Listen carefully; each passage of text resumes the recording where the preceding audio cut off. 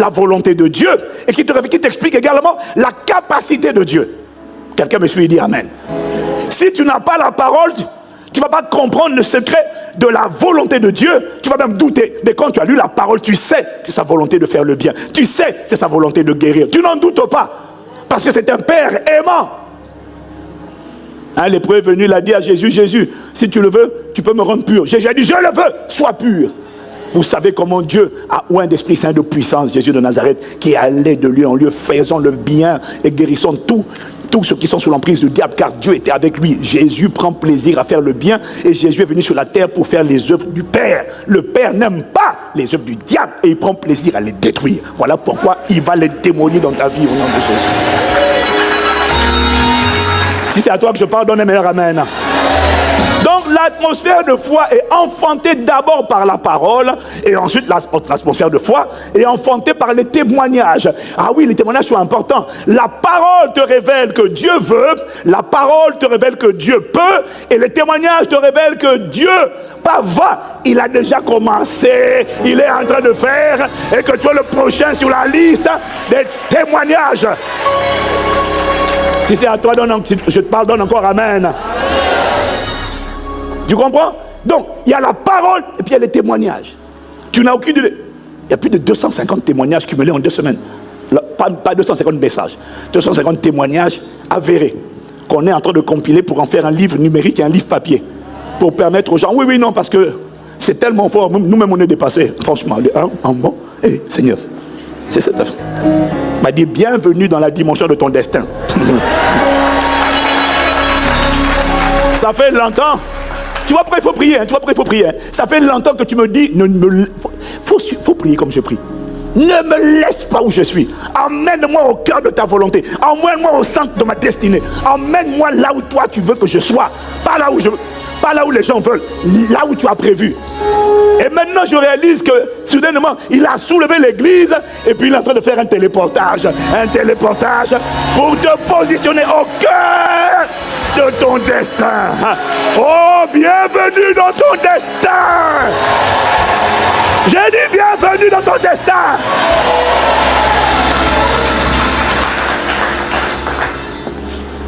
Les témoignages sont puissants. On n'arrête pas jusqu'à aujourd'hui, encore vendredi à samedi, il y a encore des témoignages. Et ce soir encore, aujourd'hui encore, il y aura des témoignages. Donc les gens de partout, je te conseille toi aussi de bien attacher ta ceinture et de bien préparer ta foi et de l'augmenter parce que tu ne seras pas en reste.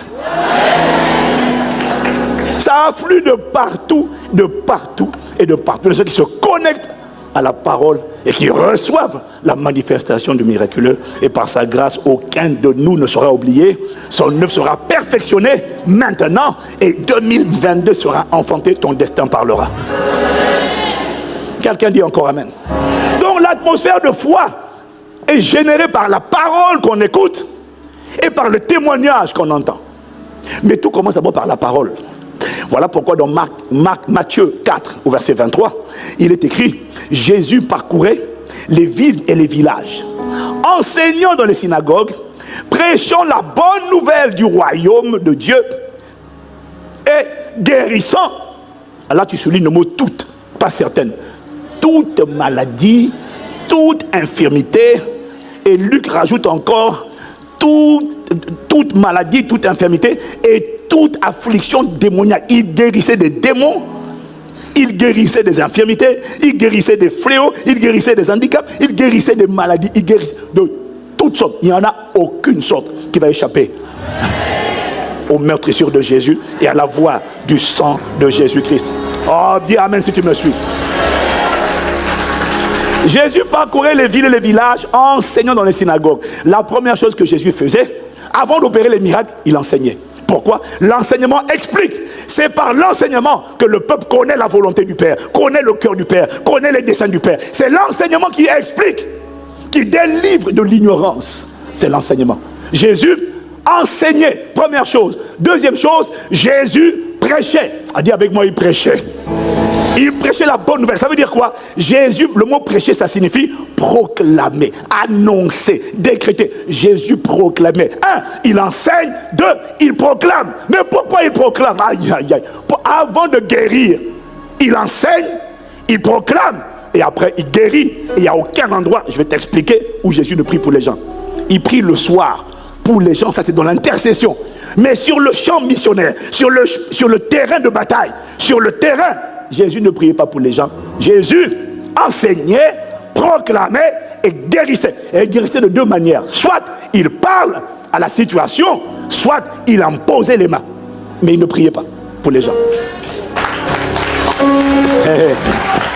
Ah oui. Ah oui. Parce que moi je pensais que imposer les mains c'était prier. Il m'a dit non. Imposer les mains, c'est pas prier. Il m'a dit prier, c'est parler à Dieu. Imposer les mains, c'est toucher, communiquer la vie qui est en toi. Et quand tu imposes les mains, tu ne parles pas au ciel. Quand tu imposes les mains, tu dis, sois guéri de ton infirmité, sois guéri de cette maladie. Ou alors tu dis, sors de ce corps. Quand tu imposes les mains, tu n'es pas en train de prier, tu es en train d'imposer les mains. Oui, je sais. Jésus enseignait, Jésus proclamait. Parce qu'après avoir enseigné, il m'a dit pourquoi il proclame. Tu sais pourquoi il faut proclamer? Parce que dans toute situation, toute situation a une odeur. La mort a une odeur de peur, une odeur d'épouvante. Voilà pourquoi quand Jésus va ressusciter Lazare, avant d'aller ressusciter Lazare, il annonce à ses disciples, sachant que Lazare est mort, il annonce à ses disciples que Lazare dort. Pourquoi? Il ne dit pas Lazare est mort, parce que si tu dois aller ressusciter un mort et que tu appelles la mort, mais tu es déjà tétanisé parce que la mort, on ne peut pas ressusciter. Alors lui, il appelle la mort sommeil. Lazare dort.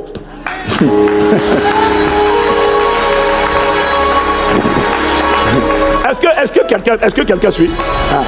Il appelle la mort. Et puis quand il arrive, comme tout le monde est en train de pleurer, il est obligé de proclamer pour dégager l'atmosphère. Alors qu'est-ce qu'il dit? Cette maladie n'est pas pour la mort, elle est pour la gloire de Dieu. Qu'est-ce qu'il est en train de faire? Il est en train de dégager l'atmosphère. En fait, il m'a montré que par la proclamation, après l'enseignement, par la proclamation, tu es en train de changer le climat spirituel et tu es en train de créer un climat de vie, une odeur de vie pour dégager l'odeur des ténèbres, pour amener l'atmosphère de la lumière. Voilà pourquoi il m'a dit, il faut proclamer. Voilà pourquoi tu ne dois jamais sous-estimer l'atmosphère prophétique. Parce que dans l'atmosphère prophétique, on libère des paroles. Toi, tu penses que c'est comme ça? Oh non, ce ne sont pas des opinions humaines. On est en train de dégager une atmosphère ténébreuse. Quand on dit que pendant les 21 jours, tu ne rateras pas ton témoignage, c'est une proclamation. Quand on annonce que ta lumière va briller au sein des ténèbres, c'est une proclamation. Oh!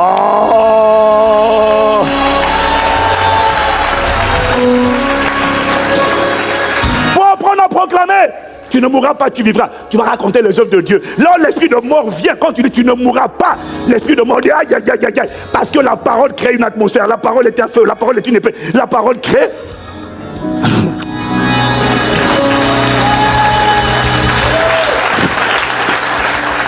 Est-ce que quelqu'un me suit? Jésus ne priait pas pour les malades.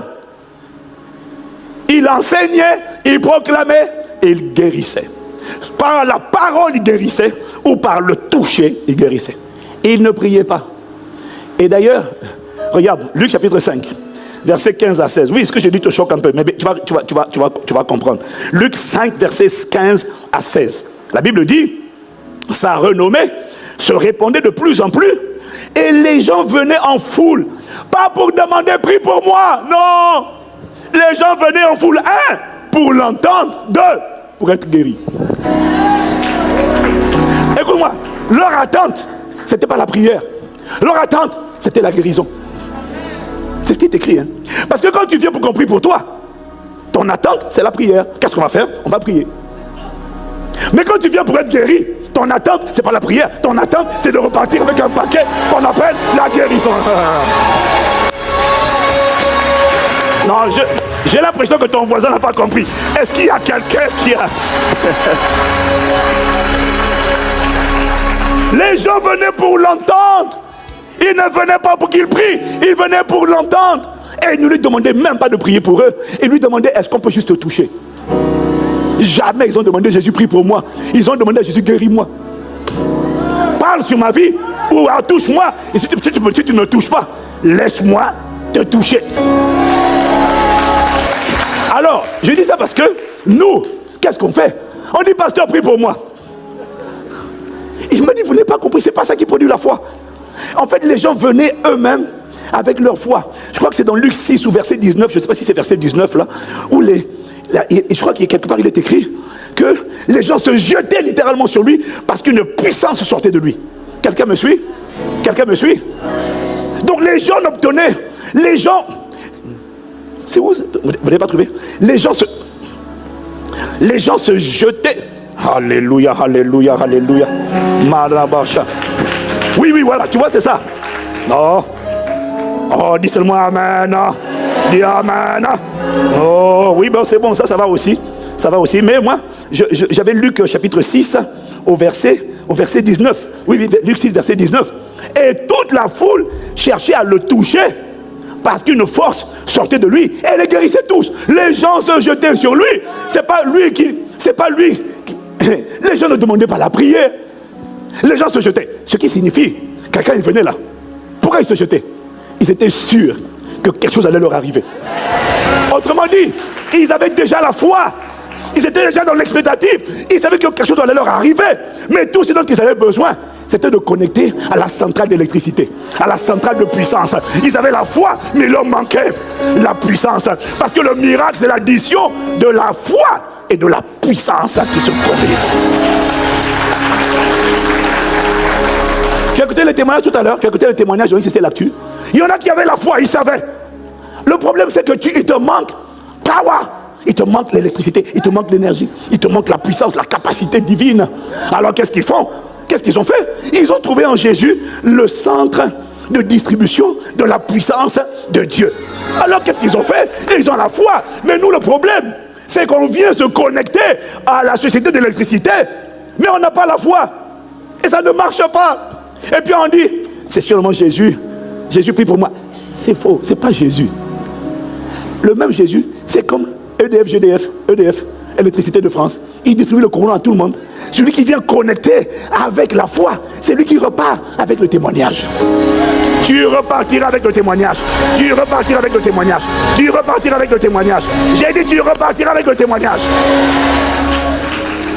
Nous, aujourd'hui, les gens, l'Esprit m'a dit, les gens veulent qu'on prie pour eux, mais ils ne veulent pas écouter.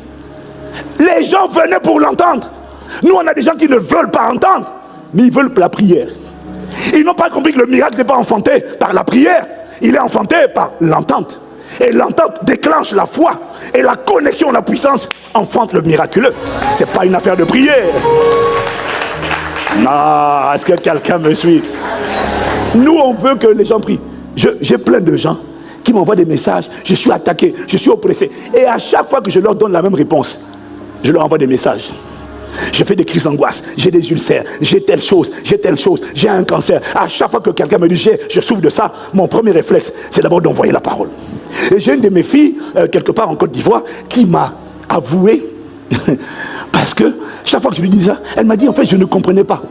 J'ai dû prendre le temps de lui expliquer pourquoi la parole, ce que va faire la parole, ce que va faire la vérité à l'intérieur d'elle, comment vous connaîtrez la vérité. La vérité va vous faire sortir de là libre. Je lui ai expliqué l'importance de prendre le temps, d'écouter. Les gens venaient pour l'entendre, pas pour qu'on prie pour eux, pour l'entendre. Et alors je lui ai expliqué, et quand je lui ai expliqué ça, ce qui s'est passé, quand je lui ai expliqué, elle a commencé à écouter l'enseignement sur les forteresses, comment vaincre la peur. Elle a commencé à comprendre. Elle m'a dit, c'est trop bon, c'est en train de changer littéralement ma vie, c'est en train de me transformer. Elle dit, mais j'en veux d'autres. Et puis elle m'a dit, j'ai dit, tu vois, c'est de ça que je te parlais. C'est la parole là que tu écoutes qui produit en toi une foi, qui te fait bomber le torse, qui te donne la conscience de ton identité, qui te fâche comme le diable. Tu dis, c'est la parole. Les gens veulent, pasteur, prier, il y a un cancer. J'ai dit, mais commence par la parole. En elle est la vie est la lumière des hommes. Commence par la parole. Mais elle m'a dit qu'elle pensait que je la méprisais. Elle m'a avoué. Elle me dit, mais maintenant, je vois l'impact que ça produit sur moi. Parce qu'ils veulent la prière. La plupart des gens vont se connecter. Oh, priez pour moi, priez pour moi, priez pour moi. Est-ce que tu as écouté tel enseignement? Non. Tu as écouté tel message? Non. Est-ce que tu as écouté les fondements du royaume? Non. Est-ce que tu as fait la formation PCNC, le parcours de croissance de la nouvelle création, la formation des fondements du royaume? Non. Est-ce que tu as appris les acquis de la rédemption? Ce que la croix, le sang de Jésus a fait de toi pour toi? Est-ce que le Saint-Esprit est venu faire en toi? Mais pasteur, prier, c'est pas la prière. C'est d'abord entendre. Et après entendre, est-ce que quelqu'un me suit? Le pasteur m'a raconté une histoire d'un garçon, quand il a fait la campagne, la merveilleuse campagne in Liberia, qu'il a fait vraiment, pour laquelle on acclame le Seigneur. Ah ouais. On acclame le Seigneur pour un tel homme. La Bible dit, sachez honorer de tels hommes. Oui. Bénis Dieu pour mon frère. Vraiment, je suis fier de lui. Et il racontait l'histoire de cet enfant paralytique, 9 ans. Depuis la naissance, il n'a jamais marché. Et ils ont filmé la scène où l'enfant, comme tous les paralytiques, a reçu lui aussi sa chaise roulante. Parce que depuis 9 ans, l'enfant n'a jamais marché. 9 ans. Le petit a 9 ans. Sauf que, on l'a filmé en train de repartir sur sa chaise roulante avec sa mère. Sauf que, le soir de la croisade, le petit qui avait écouté les jours précédents, la parole, dit à sa maman, maman, Dieu va me guérir aujourd'hui. Et je vais te dire, maman, je vais aller à la croisade sur le fauteuil roulant. De toutes les manières, avant, je n'avais pas ce nouveau fauteuil. Je vais laisser ce nouveau fauteuil à la maison. Je vais aller comme j'allais habituellement à la croisade, comme je suis allé hier. Je vais aller comme ça, parce que là-bas, Dieu va me guérir. Et le plus drôle, c'est que quand le petit arrive à la croisade, le petit, avant que le pasteur ne prie, avant qu'il ne prophétise, même il n'a pas prié, il a parlé. Avant qu'il ne parle publiquement, qu'il ne relâche les paroles que Dieu lui donnait de relâcher, le petit était en train d'essayer déjà de se lever de son... Essayait déjà de marcher, et puis à chaque fois il tombait, il tombait, il tombait. Il essaie de se lever, il tombe. Il essaie de se lever, il tombe. Et c'est comme ça que le pasteur l'a remarqué. Alors quand le pasteur lui dit, tiens-toi debout, lève-toi. Il s'est levé, marche. Alors toi tu vas croire que le héros c'est le pasteur, mais en fait Jésus dit c'est pas le pasteur, c'est la foi du petit qui l'a guéri, c'est la foi du petit qui l'a sauvé, c'est la foi du petit, c'est sa foi. Le petit avait déjà la foi, mais il n'était pas connecté. Il avait besoin d'une personne qui est une autorité spirituelle, qui transporte la puissance, et que quand il parle, la puissance se trouve dans ses paroles. Mais il avait la foi. Quand il a rencontré la puissance de la parole prophétique, la parole annoncée, les gens se sont affermis et ont dit, God à vous. Parce qu'il y a d'autres paralytiques qui n'ont pas marché. Ils attendaient la prière. Ils sont venus au programme. Ils sont venus sans la foi. Le petit a dit, ce soir-là, je vais sans mon fauteuil, je vais aller là-bas. Il y a eu un conditionnement qui s'est passé à l'intérieur de lui, que la parole écoutée, prêchée, a enfanté en lui. Les gens, ils veulent la prière. Vous voyez, je sais qu'il y en a qui n'aiment pas ça. Mais la prière, c'est bon. Ça va te fortifier. Il y en a qui me disent, oui, un tel malade, pasteur, priez. Et puis, pasteur, priez pour telle personne. J'ai la foi qui va guérir. Mais ne mens pas. Je sais que tu n'as pas la foi. C'est pour ça que tu me dis de prier. Oui, j'ai la foi. Tu n'as pas la foi. Ça se voit. Même ta manière d'écrire, là, on sent que tu trembles. Et à chaque fois, je demande, est-ce que tu as exprimé cette personne? Parce que toi-même, tu peux devenir un instrument du miraculeux si seulement tu t'imprègnes de la foi et tu crois qu'à travers toi, Dieu peut agir. Mais il y a beaucoup de gens qui disent priez pour moi parce que toi, tu ne crois pas que tu peux devenir le canal de Dieu pour mener le miraculeux à manifestation. Dieu n'utilise pas pour le miraculeux. Dieu utilise n'importe qui.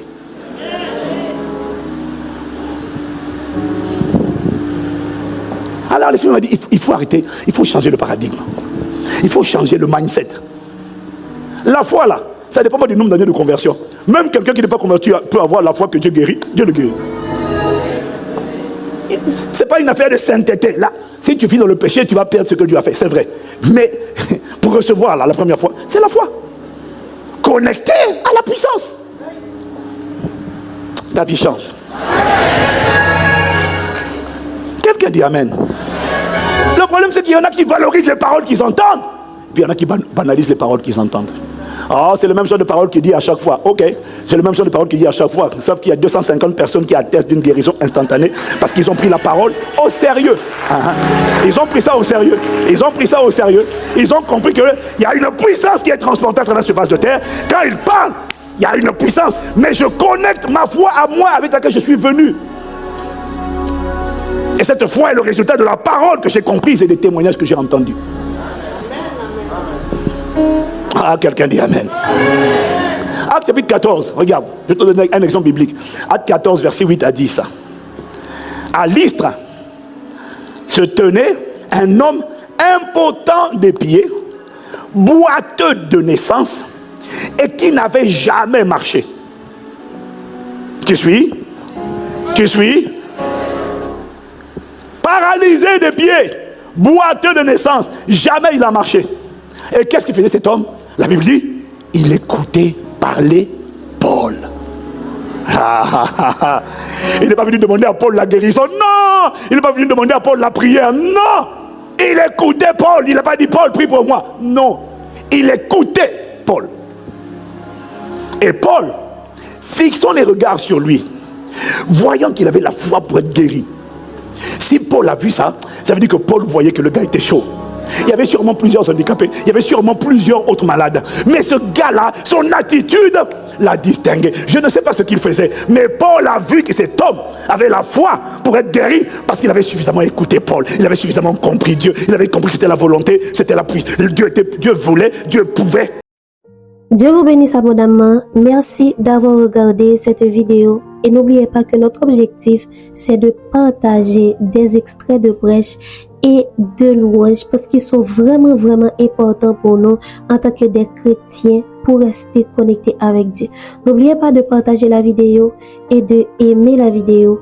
Dieu vous bénisse. Nous nous reverrons dans une prochaine vidéo. À très bientôt.